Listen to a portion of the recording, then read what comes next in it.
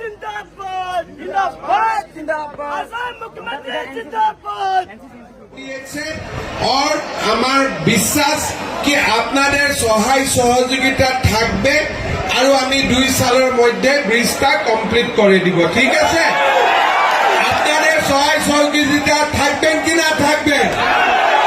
পীর সাহেব আপনার দোয়া থাকবেন তো হ্যাঁ পীর সাহেবেরও দোয়া থাকবেন আপনারা দোয়া থাকবেন আশীর্বাদ থাকবেন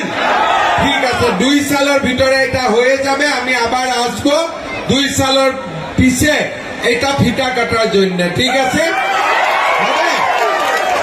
আচ্ছা আজি মই সকলোকে অভিনন্দন জানাইছো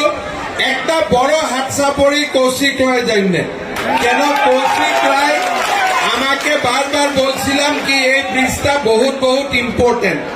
আর তাতকেও একটা জোর করে হাততালি মিহিরকান্তি সুমের জন্য এই 2 ব্যক্তির জন্য